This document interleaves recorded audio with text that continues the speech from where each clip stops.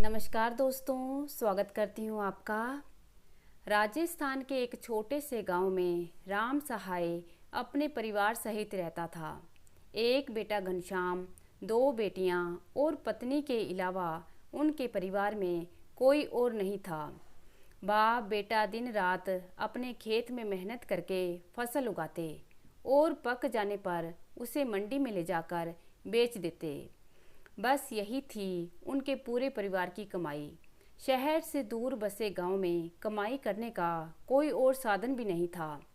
एक साल जब फसल पकने को तैयार थी तो घनघोर बारिश शुरू हो गई और सारी फसल नष्ट हो गई। तेज बारिश के कारण अपनी फसलों को नष्ट होता देख दोनों बाप बेटों की आंखों में आंसू आ गए। कुछ कर भी तो नहीं सकते थे। महाजन से खेती बाड़ी के लिए जो कर्ज लिया था उसे चुकाना तो दूर, इस साल तो घर में खाने के भी लाले पड़ते दिख रहे थे।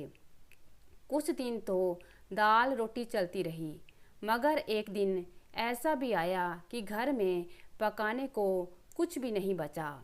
तब लाचार होकर राम सहाय ने अपने बेटे घनश्याम से कहा, बेटा, यहाँ तो कुछ कमाई दिख नहीं रही और महाजन का कर्जा भी सर पर खड़ा है।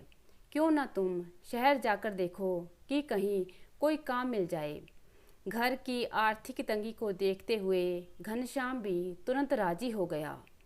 2-3 दिन बाद घनश्याम अपना गांव और परिवार छोड़कर जयपुर की तरफ चल दिया।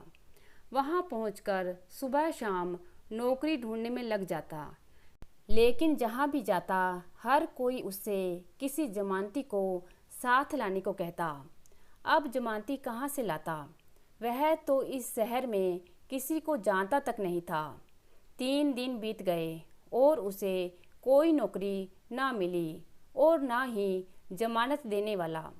जो पैसे घर से लाया था वह भी लगभग ख़त्म होने वाले थे। अब उसने तय किया कि सिर्फ एक वक्त का खाना ही खाएगा ताकि पैसे कुछ और दिन चल सकें। शायद तब तक कोई नौकरी हाथ लग जाए। पूरे 7 दिन बीत जाने पर भी जब किसी नौकरी का इंतजाम नहीं हुआ तो घनश्याम टूट सा गया। लेकिन सवाल था कि वापस गांव लौटने से भी क्या होगा। वहाँ कौन सी कमाई का साधन है, सिर्फ कर्जदार ही खड़े हैं। जेब में हाथ डाला तो आखिरी 50 रुपए का नोट ही बचा था। यह देख उसकी आंखों में आंसू आ गए। सुबह के 7 बजे थे और उसने कल से कुछ नहीं खाया था। खाता भी कैसे, पैसे तो लगभग ख़त्म ही थे। तभी एक विचार आया कि क्यों ना किसी मंदिर चला जाए, शायद वहाँ कोई भोजन बांटने वाला आया हो। मंदिर पहुंचा तो वहां एक दंपति को खाना बांटते देख वह भी लाइन में लग गया। खाना मिला तो वह खाने का पत्तल लेकर मंदिर की सीढ़ियों पर बैठ गया। तभी एक सेठ मंदिर से पूजा की थाली हाथ में लिए बाहर निकले। सीढ़ियां उतरते समय उनका पांव फिसल गया और वह धड़ाम से गिर पड़े। लोगों ने भागकर उन्हें उठाया और थाली उठाकर उनके हाथ में थमा दी। भगवान का शुक्र कुछ ज़्यादा चोट नहीं लगी थी। सेठ अपनी कार में बैठकर चले गए।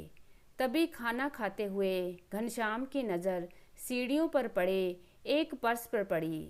उसने उसे उठाया तो उसमें नोट ही नोट भरे थे। वह समझ गया कि हो न हो यह पर्स उन सेठ जी का ही है जो अभी गिरे थे। लेकिन सेठ जी तो जा चुके थे। घनश्याम ने पर्स को ध्यान से देखा तो अंदर एक कार्ड पड़ा था जिस पर जोहरी बाजार में स्थित किसी दुकान का पता लिखा था। खाना तो खा ही चुका था, सो घनश्याम जोहरी बाजार की तरफ निकल पड़ा। जब उस पते पर पहुंचा तो देखा कि दुकान तो बंद थी। आस-पास के लोगों से पूछा तो पता चला कि यह दुकान तो लगभग 12 बजे खुलेगी। अब 12 बजे तक इंतज़ार करने के अलावा कोई और चारा नहीं था और उसे कौन सी नौकरी पर पहुंचना था। इधर उधर घूमता रहा। ठीक 12 बजे दुकान पर पहुंच गया। दुकान खुली देख अंदर गया तो सामने सुबह वाले सेठ जी को देखकर राहत की सांस ली। उनके पास जाकर उनका पर्स उनकी मेज पर रख दिया। अपने पर्स को पाकर सेठ जी बहुत खुश हुए। उन्होंने बताया कि जब उन्हें पता चला कि उनका पर्स कहीं गिर गया है तो वह दोबारा मंदिर गए थे, लेकिन पर्स उन्हें वहाँ नहीं मिला। तब घनश्याम ने बताया, सेठ जी, जब आप गिरने के बाद गाड़ी में बैठकर चले गए थे तो मेरी नज़र इस पर्स पर पड़ी। वह तो अच्छा हुआ कि इसमें आपका कार्ड मिल गया और मैं यहाँ तक पहुँच पाया। तब सेठ जी ने उससे पूछा, क्या तुम्हारे मन में इतने रुपए देखकर यह ख्याल नहीं आया कि पर्स तुम ही रख लो? तो घनश्याम ने उत्तर दिया, सेठ जी, मैं एक किसान का बेटा हूँ और पिता ने सारी जिंदगी ईमानदारी ही सिखाई है। जैसे हमारी फसल भगवान के भरोसे होती है, वैसे ही हमारी जिंदगी भी। धोखाधड़ी या बेईमानी से पैसा कमाना तो हमने कभी सीखा ही नहीं। सेठ जी इस उत्तर को सुनकर बहुत खुश हुए। उन्होंने 1000 रुपये इनाम के उसे देने चाहे, लेकिन पर्स लौटाने को अपना फर्ज बता घनश्याम ने उन्हें लेने से इनकार कर दिया। तब सेठ जी ने घनश्याम के सर पर हाथ रखकर आशीर्वाद दिया और बोले, बेटा, कभी भी किसी चीज़ की आवश्यकता हो तो बिना झिझक चले आना। घनश्याम उन्हें प्रणाम कर कर जाने ही वाला था कि सेठ जी ने उससे पूछा, कहाँ रहते हो बेटा, सड़क पर या पुल के नीचे?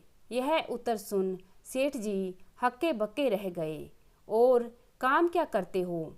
इतना सुनना था कि घनश्याम की आंखों में आंसू आ गए। रोते हुए उसने सेठ जी को बताया कि कैसे कोई जमानती न होने पर कोई उसे नौकरी पर नहीं रखता। पिछले 7 दिनों से वह जयपुर में नौकरी की तलाश कर रहा है।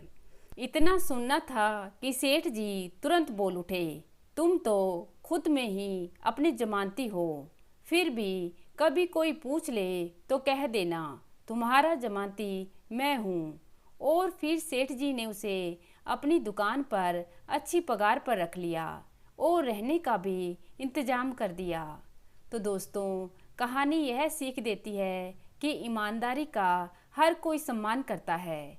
अच्छे कार्य करते हुए फल की मत सोचो, वह तो किसी न किसी रूप में स्वयं ही तुम्हें मिल जाएगा।